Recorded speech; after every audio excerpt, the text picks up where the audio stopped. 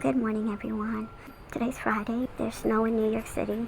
Not that much, but it's a little bit of snow. This video is Unwind with TashaK. I'm not even bothered to hear what people have to say about TashaK losing to Cardi B. Like I said before, Cardi B has a lot of friends, people protecting her and looking out for her best interest. And TashaK got her karma. At the time all that happened, I mean, there's no explanation for it. TashaK didn't do anything else that others in media have not done. I mean, there's a lot of bullshit that goes on in media. But anyway, this is a video on Akbar, who is on Love and Hip Hop, and she is very talented. Like, Akbar is a hip hop artist who gets absolutely no recognition. Nobody cares, nobody. And she's talented. And she is family with Candy from Real Housewives of Atlanta. I think she's her niece or a cousin or a relative, I don't know. But Candy does not give one good fuck about this girl. And Akbar, again, has a very tragic background. Don't want to get into it, but she's got a big mouth. She's got a lot of mental health issues. And she's an artist, a hip-hop artist. And so here you have TashaK interviewing her. This is a commentary on Akbar TashaK interview. TashaK is doing her thing, like, it's whatever. This video has 94,000 views in less than 14 hours. I enjoy TashaK. I like her style of interviewing. I don't really watch other people's interviews. I like interviews to appear. I like that she asks the uncomfortable questions. She brings it to the table, like, this is what we're going to talk about because this is what I want to ask you. You know what? You're interviewing somebody. You got to ask them the important questions. The ones, who the fuck wants to be watching somebody being babied while they're being interviewed? That's just bullshit. Ask the uncomfortable questions. That's what you're supposed to do. Don't ask questions that are accommodating or babying the person. Like, why? Anyway, let's hear this.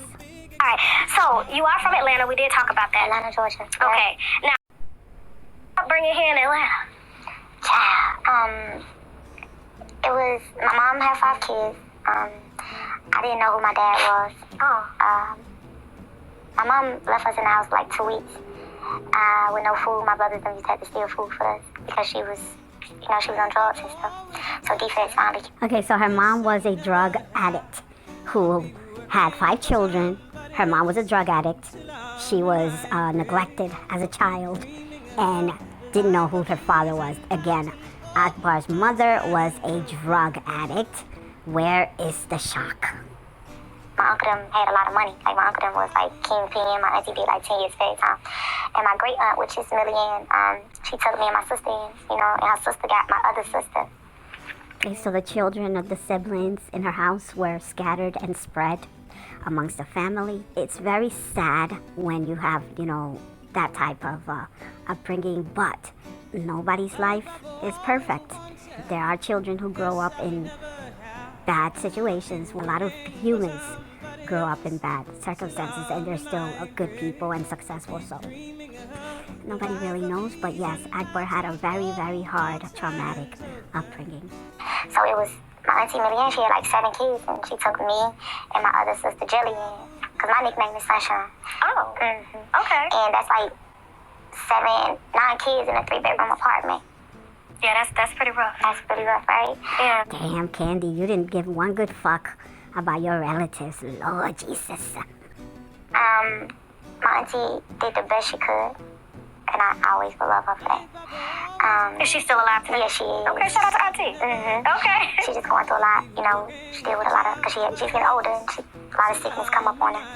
But, you could see that Akbar is sedated and medicated. Anybody watching this video, just listen to the tone of her voice. She sounds sedated and medicated.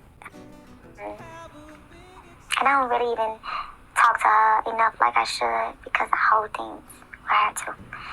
From just upbringing and how her kids used to do me and things like that, and do my sister. But it was never her. She just wanted peace. She wanted to help my mom. And I always get emotional about my child. Listen, be yourself. This is my childhood because I don't know, like God really He brought me far. So she was just trying to survive. Had I known what I know now, but I know back then, but I was a kid. I get raped by my uncle. She got raped by her uncle. That's very, very traumatic. No words. There are no words to say that. Touched by somebody else that I would never say. Because at what age? I was like 6, 7. By your uncle? Okay, so Akbar just opening up. She's letting it all out. She has been raped early age of 6, 7 years old. Like, I don't even want to continue doing it after hearing this woman was raped at the age of 6 years old. I don't know. Let me see if I want to continue the video, but I don't know. And he had full on sex with you? Like he touched me, put his little inside of my vagina. I was bleeding. My aunts and my mom, brothers and sisters, they always wanted to cover it up. But my aunt Millie, she didn't allow that to happen because she said, she loved us and she was going to protect us because we was from pillow to post because my mom, she did a lot of drugs and, she just was out in the streets. So I remember he went to jail. For touching you? Me and my sister. Okay. Then my other sister get raped by my other uncle. She got raped first. Wait, hold on a second. So, the entire Candy Burris family are a bunch of rapists and pedophiles? That's what I'm picking up from this. So, the Candy Burris family, who are related to Akbar V, who's getting interviewed by TashaK, they're all a bunch of pedophiles and rapists of children. So let's continue listening. While you guys were living with your aunt? No, with our mom. Your mom. So when your mom would go out, I was living. Me and my sister, we were living with my aunt. Okay. My big sister, she was living with. I think my mom. It's like we was growing up, but we didn't remember that because she was still a baby. We found out that early on when we was telling her about what we went through. But my mama sent him to jail also. So it sounds like even though they had their own challenges, because drug addiction is an addiction. It's not, I don't feel it's who our loved ones are. They are under the influence of the drugs. But the fact that your mom did send your uncle to jail, which is her brother. No, my aunt Millyanne, that's my mom's brother who raped me. Oh, wow. My aunt Millyanne, she the one went forth with it. They couldn't find my mom. My mom was just in the streets when all this happened. She would leave us in the house, with no food. My big brothers used to have to steal food for us. So, we with my aunt. I used to have these challenges as a kid where they would take me to these crazy doctors and stuff, and therapists and hospitalize me because I was lashing out. My aunt used to get a Social Security check and stuff for me. Again, because Akbar grew up so severely abused and sexually molested, she became a ward of the state and she was getting Social Security checks that were going to the household of the aunt. But that didn't stop the abuse. It's sort of like there's no explanation. Until I was 18. So she kept it from you? So you didn't know that you were state diagnosed as? No, I just know I was going to doctors and I was getting hospitalized, but I was going through a lot. As a kid, I wanted my mom. People didn't understand that, then I'm dealing with having to fight her kids and, take up for my sister. And in the midst, I'm angry, but her kids are kids too. So it's just like we fighting amongst each other, but all of us kids. And, I remember when they used to tell me, you're going to be just like your mom. Well, my mom's aunt, which is my grandma's sister, told us this. She was like, you're going to be just like your mom. The entire family were completely dysfunctional. Not one person was functional. She was just so evil ass old bitch. I should just be so evil. And you plant this in a kid's head. I didn't need it. You didn't give me a chance. So coming from a broken home, I'm on Cleveland Avenue. I know Cleveland Avenue here in Atlanta. It's still Cleveland Avenue. Yeah. That's where I'm from. And I say I'm from there because that's when I get to, I'm in the streets now. And, I'm with Young Thugs, me, my little cousin Slug, Trouble. It's just rock crew. Before we was YSL, we was rock crew. We was throwing up the rock. And, you know, our big homie, which is Big Boo, you know, he basically raised me. What age did you join, I guess, Young Thug and them in the crew? We was real young. We was kids. Like, I was on Cleveland at 11, 12, 13, something like that. Oh, yeah, you 14, you know. Like, you were a baby. Yeah, and people don't know, like, with me and Thug, it's, like, always going to be, like, love because we really was, like, in it together, like. Now I understand a little. She became a street urchin, or you know, like a little street ragamuffin, and she was hanging out with Young Thug, who is now very, like, everybody knows who he is. He's a very famous rapper, and so then, damn, like, they couldn't do nothing for you at first. Like, seriously, you hanging out with Young Thug and you still struggling like that? To me, that's kind of sad. But anyway, let's continue listening. He didn't have, like, certain things, like, we in the hood. It was like we had to take care of each other. You know, they did things for me, I did things for them. Whether it was, oh, I come to the hood, I'm in the streets, I'm working, I'm giving y'all 20, like, this on our come up. You know what I'm saying? When I see Thug, because Thug is very good at gambling. I see him, hey, give me this, I need this 20, you know, we took care of each other because we had to survive. You know what I'm saying? Damn, $20 because he was doing all right. Like, $20 was what he was giving you after, I don't know. $20 is garbage. Like, seriously? And Thug mom had a lot of kids too, but, you know, it's like we was her kids too, because Big Duck, one thing about Duck, she gonna make sure, like, she outside with, like, she was more of a mother figure to her. She don't even probably know this, that I speak this, like, this about her. Like, she can call me right now, don't do this, I'ma listen to Duck, because, like, I got, like, a lot of respect for Duck, you know what I'm saying? And that's Thug mom. But back to, I'm on Cleveland, you know, I'm thugging with them, like, these my niggas. Like, they beef with niggas, I'm beef with niggas. Like, I'm with them wrong or right, you know what I'm saying? Me and him, we had a turn in some point, and because I felt like, you done made it, you went to go get this girl, which he was dating, Tarika at the time. It was just some petty shit. It was he say, she said, I got angry with him, and I'm just happy that me and him is, like, how we are now, like, how we back. You know, I called him on the phone, like, what you doing?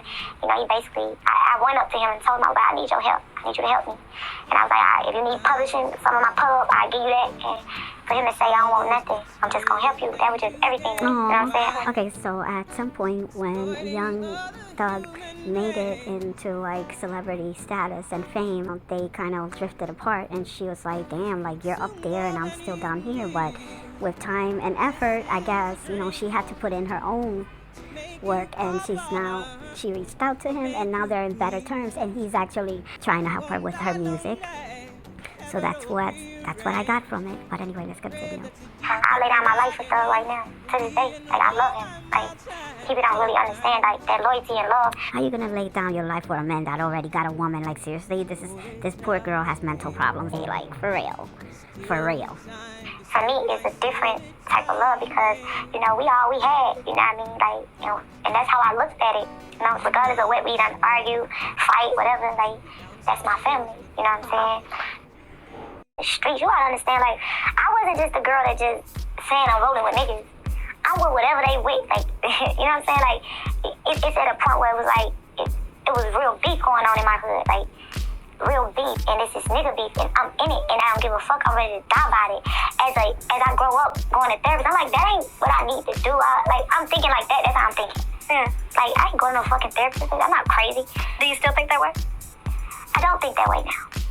So you would be willing to consider a therapist at this age? I've really been praying. I think God is going to be my therapist. I don't damn know. I feel like God is my therapist for now, but he did say he wanted to. Oh, boy. Let me not even go into that, but let me not. I'm not going to go there. I'm not going to go there. See somebody. This lady told me that. She's like a prophet. She prophesied me. She said, God said you want me to go see a therapist. You gotta be... I don't have faith in people. I'm gonna say it again. I know it's a little ugly. I shouldn't really say this, but I don't have faith in people. I do have faith in myself, and I have faith in God. I don't believe that people have the answers on how to heal someone from trauma, because there's too much money being made out of people's trauma. There's too much money being made out of other people's emotional hurts and pain. And it's just, you don't really know. You go and you sit down and you tell people, the things that happen to you, and they literally don't care. They're just there earning their check. Like, therapists, psychiatrists, they make a lot of money off of your pain, and no, they're not doing it. Nobody's getting healed. Nobody is getting healed. It's what happens. Okay. Why did she tell you that? Well, she reached out to me in my DM and told me that God had something that he wanted me to know. So when she said that... You responded to it? Yeah, of course. Because I know that he sent people. Because I'm anointed and I'm gifted. I'm just rough around the edges. And I don't let people pray for me if they don't believe the Father, the Son, and the Holy Spirit is one. You can't pray for me. I'm not going to pray with you. None. I'm not touching the ground. I'm not doing none of that. And I just always been like that because I knew where I grew up in church. And I always felt like if I never stayed with my aunt, I would have never got to know who God was. For me, growing up, now my mom wasn't on no crazy drugs. It was more so like, everybody pop pills, so. They more dangerous than crazy. I know. But, the doctors, it was the doctors. It wasn't nothing that, she went out there to seek or did. Of course they drank, I, living with my grandma, molested by my uncle. I was a very rebellious kid. I never... Okay, so what TashaK just disclosed in, this interview is that she was also molested by her uncle, and she grew up, her mom had prescribed antidepressant pills and all that, so she had like a similar, except that it wasn't street drugs, it was more like over medication, and again, she was also molested. That's what she said just now, so let's continue listening. In the streets. I used to fight a lot, but I never hung with I've always been a loner. You know what I'm saying? I don't really need anybody, and I just kind of developed that on my own. Like, if my mom is elsewhere, my grandmother, and I can't get no protection from home, then I'm just gonna stick to myself. Because one thing, if family don't protect you, why would friends protect me? So that's how I process things. And so I'm saying this to say is that, it came a time when I hit like 17, 18, and then I started to consume pills. And so I did it to the point where sometimes, it would be hard for me to get up, didn't know if I was going to wake up. And, I hit rock. She's disclosing her own struggles with drugs and medication, pills. It's just, there's a lot of pain that people are experiencing. We have access to pills. Kids have access to drugs. It's just what's happening. We are dealing with a society where a lot of us are medicated. We're not functioning. We're not walking with a sober mind because we're taking in pills. It's just a lot of children are starting to use drugs early. And this is not just here in this America. It's all over the world. It's a universal problem. I shouldn't say universal because the universe is way bigger than just Earth, but it's a problem that's happening all over the world. And if it wasn't for therapy, even psychiatric treatment, I wouldn't be where I am today. And I say that as a black woman who was raised in poverty. I think it will take more than God to help you through your issues, because when I see you online tweeting... You just said something, TashaK, that's a little ignorant. It could never be more than God. But I'm not going to get into that anyway. And you're tweeting about being suicidal, and you're tweeting, or we see you fighting. I feel that is a reaction to the things that you have gone through. And it's like, you're a very talented rapper. But sometimes I don't want to be here. And sometimes I do. What Edward just said is true. We wake up, we have days where we love being alive, and we have days where we don't want to be alive. Unfortunately, it's not an option, because if you choose to go, you're gone forever. But it's a little bit scary, because a lot of us, a lot of people, a lot of humans, especially in our society, we play with the I don't want to be here type of shit. They play with the I don't want to be here by using drugs. They have sex. They are promiscuous, like they don't want to be here. They fight like they don't want to be here. They talk like they don't want to be here. And I'm not talking about adults. I'm talking about younger people. Like, I would say, 10 to 24-year-olds. They do have, they struggle with suicide. It's becoming more and more common because our media presents the idea of the play of I don't want to be here like it's sexy. Like, let's fuck like it's the last time we're ever going to be here. Let's do drugs like like it's not going to hurt us. And so you have a society of a bunch of people that don't really want to be here.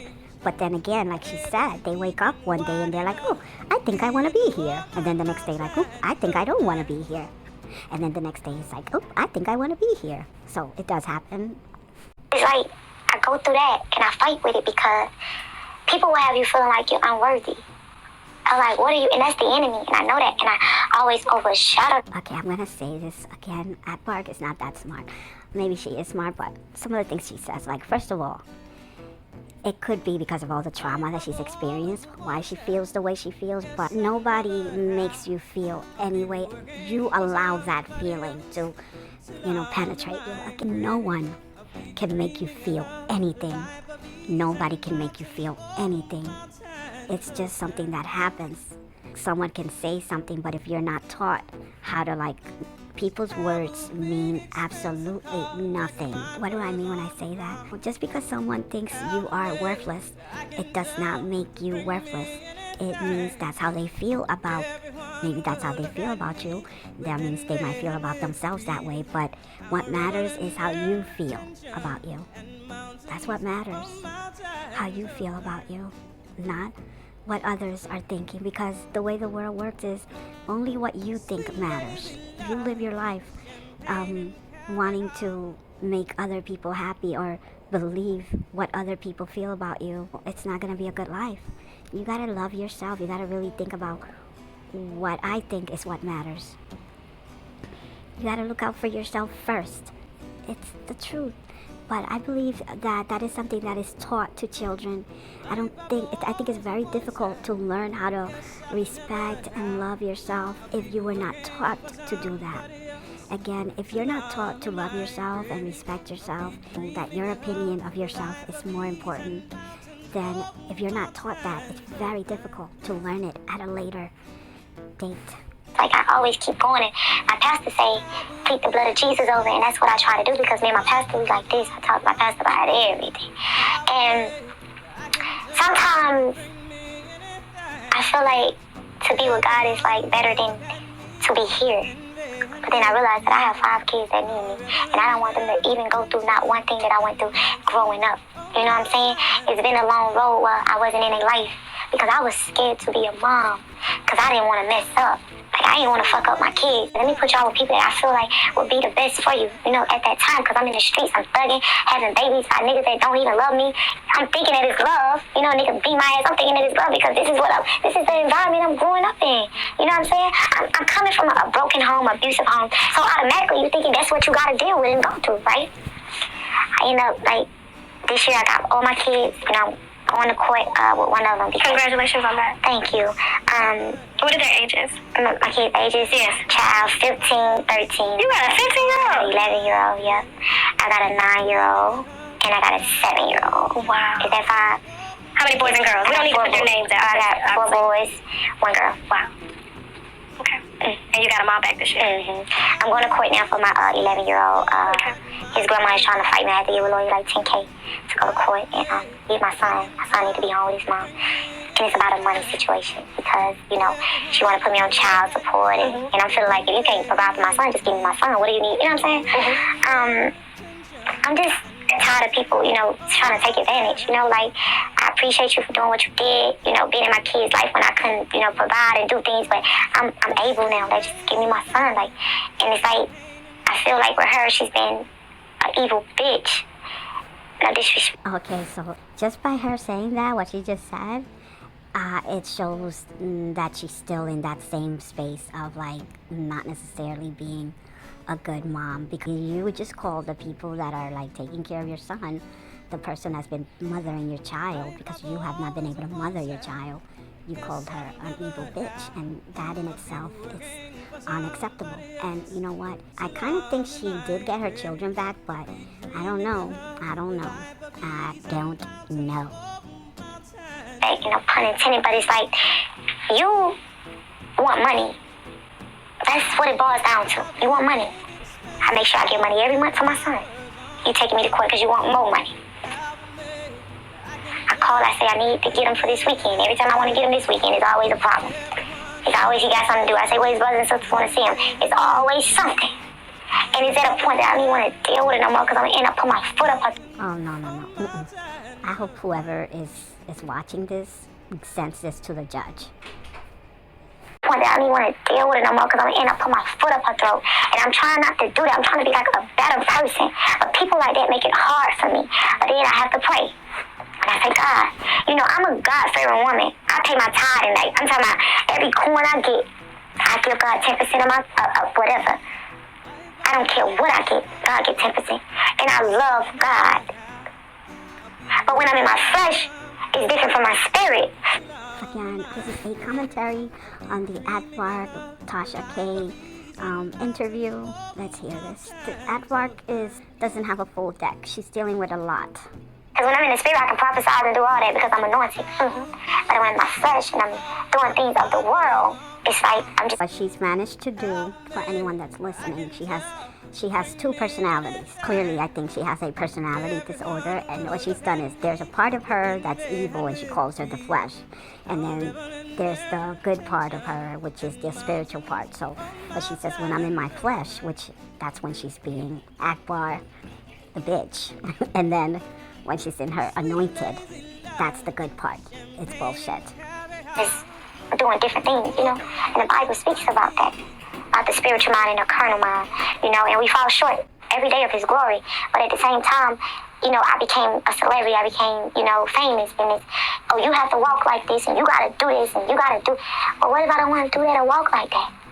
It's all these people in these comments that's judging me that forget that they fuck up on a daily just like me. Because he said in the Bible that nobody on this earth is perfect. Saying in the comments, and sometimes a lot of them can't take it too far, is that we see someone who is extremely talented. We see someone who's extremely beautiful. You are just downright funny. I used to watch, you know, when you had your other page before it got taken, you used to conversate with a lot of your followers, and you would ask them questions and stuff like, I used to watch you do that every day. From your living room, you would have on a damn bonnet, you know, and you would be going in on them, asking them to do stuff, and I'm like, you know, you definitely have a gift, and I feel that if we don't nurture that gift, and my grandmother told me this before she died, that God will take it. Because he gave you that gift to specifically use it. So when you see people in the comments coming at you, Akbar, I'm gonna be honest with you, when I was searching on the internet, trying to get a grip of you, all I saw was drama. Okay, period. That's true.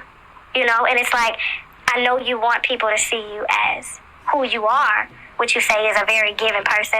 You're a very loyal person, you know. You're, full-time mother now, you know. And so I feel that being that, you know, just like last night with the ponytail, it's like, do you want to rap, or do you somewhat kind of get off on the drama? I don't get off on drama, but I feel like if y'all playing with me on the internet, I want you to be able to do that when we see each other face to face. Because here's the thing. But you can't fight the world, Akbar. I know, but at the end of the day, I just feel like if you saying all this on the internet and you saying this on site and this, that, and the third, because I said I'm done playing. I said this 1,001 times. What it was, you thought I was, like, you just thought, like, I'm still gonna be playing. Like, today, you see, I never... She's talking about Alexis Sky because she's jealous of Alexis Sky. That's like her, not jealous, envious of Alexis Sky. Had also a very sad story because she was, at some point, sex trafficked. But at the same time, somehow Alexis has been able to put it together. I'm not gonna get into it. Don't really care that much. But I know Akbar has this envy that is towards Alexis Sky. So let's hear this.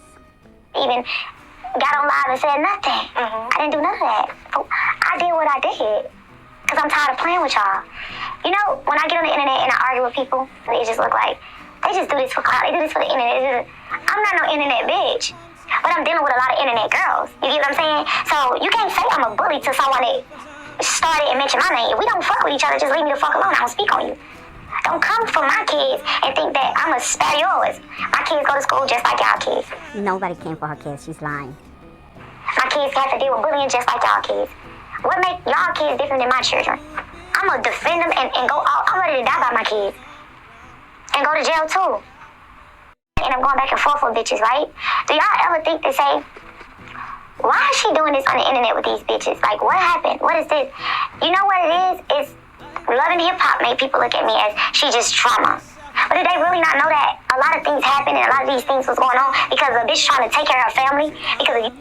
She's making excuses for her erratic, crazy behavior, ratchet behavior. That's all she's doing right now. You don't got a storyline and you ain't got drama. You're not gonna get that much camera time, which means you're not gonna get a check. People don't feel you. You talking to a girl that never had media training.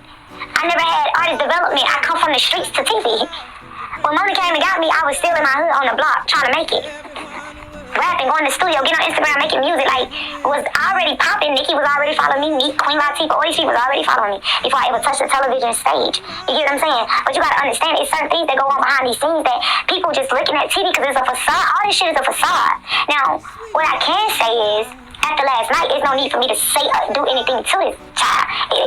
It's such a liar. She's such. You see, this is when I stop feeling sorry for you. This is when I stop feeling sorry for you. She's just her mother's child.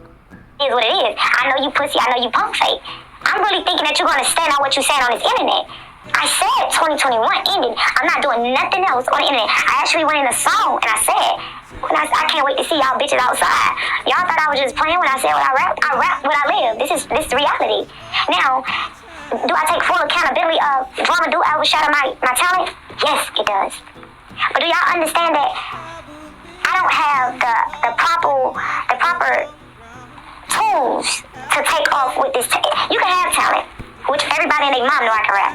They know I know how to make good music.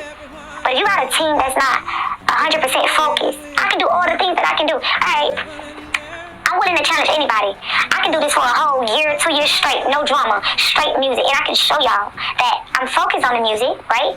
What else come behind music? You gotta... If you don't have the right attitude, your talent will never, ever, will never. You gotta be real lucky to be you gotta make the right friends. Akbar, you need to eat the right vagina. To really break an artist is $250K or more. I'm with this, which I signed, which at the end of the day, I'm going to say this, the person that I did sign to, he's one of the best, greatest guys I ever would meet. He's like a father to me, and I love him for that, right? But do I feel like it's 100% focused on Akbar V with what we doing? No, he's not. Because he got his hands everywhere, you know? He still got his life he doing. He's not 100% focused on the music, you know? Because y'all can say drama all y'all want, but drama that actually sells. No, that's not what I'm saying. I was saying that because... No, I'm listening to what you're saying. I'm not saying that. I'm just basically saying for the people that on the outside, you know, looking in and they speaking on, she's talented, she's this. But if you don't have the proper tools to get the talent where it needs to be, then baby, it's just talent. You know what I'm saying? So, yeah, it's whatever. Yeah, we know. I'm rebranding, put my team together. Like, I gotta put people in, I gotta take people out. Mm-hmm. Like my therapy, there's no way I could be running a team right now and apps and things like that without me first going deep within myself. And it's like, okay. I love me and my daughter be talking and my sons. So, and I told them, because that's why I was just like, you know, I'm just tired of these bitches. You know, all I knew was to fight, whether win, lose, or draw. And I gotta tell you, I saw a video of you yelling at Alexis, or whoever you were yelling at, Tommy, from your kids' room. Now it's getting good. I guess TashaK is asking the hard questions. You were... My kids wasn't there though. No, you put the camera on them. You was talking to them. Oh, okay, yeah, because I did too. Yeah, it was like a blue light. Yeah. She just lied. And I'm like, I feel that it's just so much talent going to waste, and I do feel like there's a lot of self-projection. There's a lot of your childhood that's coming up in this stuff because you demand respect, you want the love, you want the, you know, the notoriety. Of course, when we don't get it from our family, we're going to go out here and get it the way that we want and prove to the entire world that I'm worth being loved. This is who I am. And a lot of people can't accept the fact that I'm honest about a lot of things. And just because it's not appalling to y'all or it's not making y'all feel the way that y'all want to feel, and it's like, oh, she's lying, she's this. I'm not lying. I'm actually an honest person, and if I feel this way, I'm gonna say how I feel. You was a damn liar. You just lied while she was telling you that you were recording yourself acting crazy in front of your kids. But you are a liar, so yeah, you can't help it though, because you're crazy. I mean, it's like, it's whatever. Outspoken. So when I say now, like, I don't care, I'm not entertaining it, it's because, like, I don't want to entertain the drama. I meet a lot of women that come from backgrounds such as yourself and I. Mine not as, I guess, uncomfortable professional since I was 21. Not one has made me feel like I was crazy. They are there to support, and I think out of all the races, all the cultures, the ethnicities, or whatever, Black women need the most support. You're raising 5 children. Are the fathers involved? Yeah. Okay, so that's a bonus. That is. Most women don't have that support. You understand what I'm saying? But coming from what you come from, I think you owe yourself that, because you don't want to look up at 40 years old and life just passed me by. Yeah, and you regret everything. Like, how did I get here? And there has to be a moment of revelation where it says, I did this. Because I could have allowed my uncle having sex with me at 5, 6 years old, 7 years old to deter me and make relationships with men that I have toxic. My mom beating the shit out of me. My dad's really not there for me. He's taking care of a whole other family that lives literally 2 miles away but don't want shit to do with me. You know what that does to the psyche? You didn't even know your father. So imagine knowing your father and knowing that he across the fucking street the entire time and don't want you. I'm really honored that you chose my platform to be vulnerable and honest with, and I'm even more honored that you allowed me to share my opinion. Even though I didn't like some of the stuff you said, I still listen. I know, because I'm trying to be a better person. You from the streets. And I don't want to have that mentality, you know what I'm saying, that, oh, she's from the street, she's got to act like this, she got to, and that's just all what people been saying for me, and I really do want to change, and it's just like, every time I just say, like, I'm just done with this, I'm not going to do this, it's like somebody come out the blue messing with me, and I just feel. I don't think she's there yet. I believe that, maybe someone will give her a chance and will be listening to her music more than her emotional, mental drama. But for now, I believe that I don't see it. I don't think she's there, but I might be wrong, it's whatever. But I gotta go and I gotta say something back, but in reality, yesterday just proved that I really don't. This is it's sort of like a therapy session, like an extended therapy session, so it's here. I said, okay. I gotta stop entertaining bullshit. But you cannot do it on your own. I can't. Exactly. And even though we have our spiritual leaders, but God gave us tools to utilize. People who go to school for this. I'm going to go to counseling. You give me the person, I'm going to go. I'll tell you what. Okay, so Akbar just said, okay, Tasha, give me the referral. Okay, no comment. Recommend a Black man, not a woman. Okay, because your energy with women is very different, and I feel like a lot of that comes from the first relationship that you had with a woman, which was your mother. And that's true. Yeah, and so when you see a Black woman trying to show love, you're standoffish a little bit, although you are accepting, because if the woman that gave birth to you didn't love you, what makes you think this woman is going to love you? And so I think it needs to start. You think my mom didn't love me? I don't think she didn't love you. I just think she didn't know how to love you. And that's the problem. How don't you know how to love me? Because she didn't love herself. When you don't love yourself, you don't have nothing to give. You got 5 kids that you're not with, so shut the fuck up. I do have a soft spot in my heart because, yes, you were a victim of rape, and you were abused, so I understand. But stop asking a question of how come my mom didn't know how to love me when you have lost all your children. And therefore, ask that question to yourself. Why can't I love my children? Just because you say you love your kids, it doesn't mean that you do. So when I see you tweeting and saying that you're suicidal and stuff, that's you not loving Akbar. If Akbar loved herself, there's no way she would want to see herself not here. But when I tweeted what I tweeted, it was me stating what Paul said in the Bible. They just took it and ran with it. But in reality, some days I do want it, some days I don't. Like, I'm human. I'm allowed to feel these days. I'm allowed to feel days that I don't even want to get out of the bed. I'm allowed to have these moments. You are. It's just to the public, being who I am, and it's just the things that they. You're nobody, girl. Relax. You nobody. Take it easy. You are nobody. You need to humble yourself in the first place. You are a depressed, mental patient, victim of emotional and sexual abuse, who I think you might have a personality, basically a million personality disorder. But anyway, let's hear it. cares about what the public says because that's what they're there for. They're you and Tommy. Tommy won't love from her mama. Y'all are matching energy. I looked at that conversation and I saw the Zeus. I said, I cannot believe this. Tommy going to jail, having issues with her kids, her mama not being there for her, her own mama telling the police to take her back to jail. That's the same thing as your mama not coming to check on you or feed you. It's neglect. You know? And when you neglected, I don't feel like that. I feel like, just leave me alone. I find it very interesting that Advar said her entire family was full of pedophiles, and you're related to Candy Burris. So let me find out how she's related to Candy. And I believe TashaK is no longer going to bring people up that might sue her. So she didn't bring Candy Burris up because she knows that that's someone who has money and power, and if she says the wrong thing, it's gonna come after her. So let's go find out, because Advar is related to Candy Burris.